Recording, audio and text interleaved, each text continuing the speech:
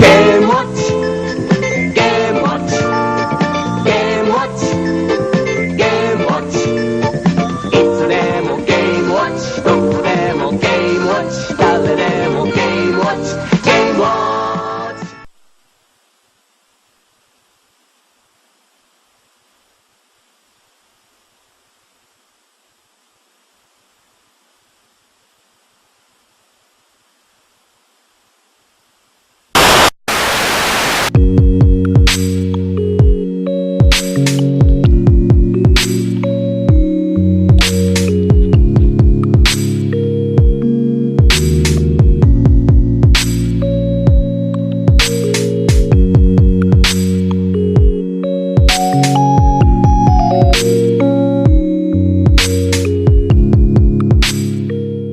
Hey guys, Mr. Ninja Yoda here, back with another video. This video is my third video on Game & Watches. This is a review of Manhole, so let's get right into it.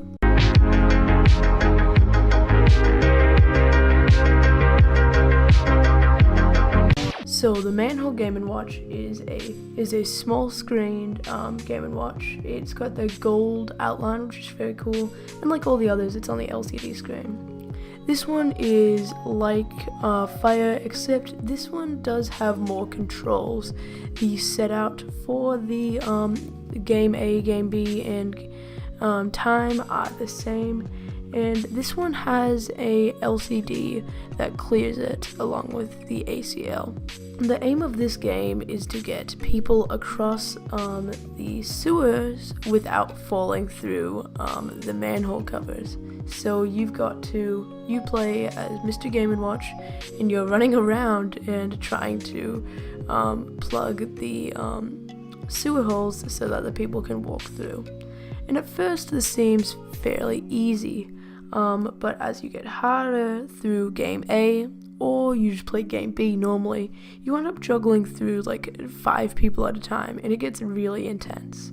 The misses look like wet shirts, which is quite funny because of course no one's dying in this game, they're just falling into the water, and it's a fairly awesome looking thing. So it was released in Japan as the same day in the States on the 29th of January 1981, which is quite rare, as usually it was released in Japan first to see how well it would do before releasing games to the States. Now, and that's why there's Japanese exclusive games, and that's why there's some games that are different in the States than they are in Japan.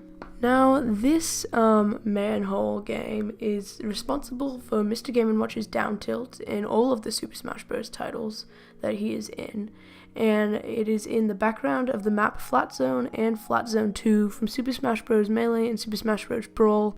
This game is like all the other ones that I have, where Game A is basically the same as Game B, where Game A it gets harder and harder and harder.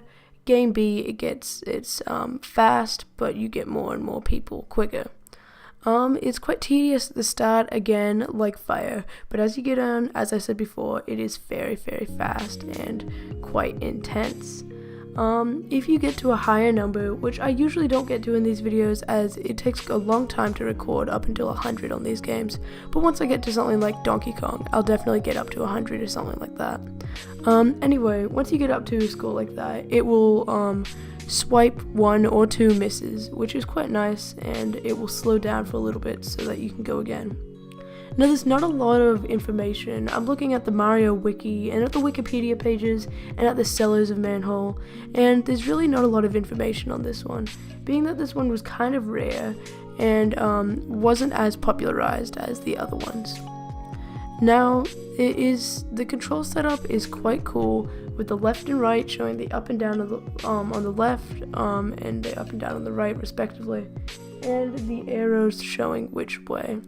Now, our screen is in pretty good condition and everything's good, but what's new about this one compared to Fire is that on the back, when you finish playing the game, and let's say you lose or whatever, which of course you would have to, you would click on time, and it would show you that the time, and it would play the game.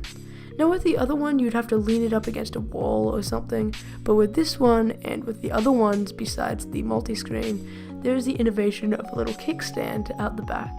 And so the back's like all the other Game & Watches except for fire, and it has a kickstand. And for this one, again, we have lost the back, so I'm using one that's similarly colored in a maroon, and it works pretty well. Anyway, that's around it for this review. If you guys do enjoy these, please share them with your friends, and like and subscribe. Comment about what Game & Watch has been your favorite I've reviewed so far.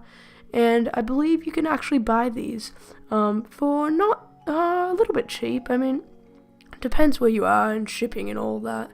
But there's a lot of places, if you were to search on Google, buy Game & Watches, you can actually get them. So if you're watching one of these reviews and you're like, oh, this seems pointless, I'm never going to get this, think again, because you can get them online.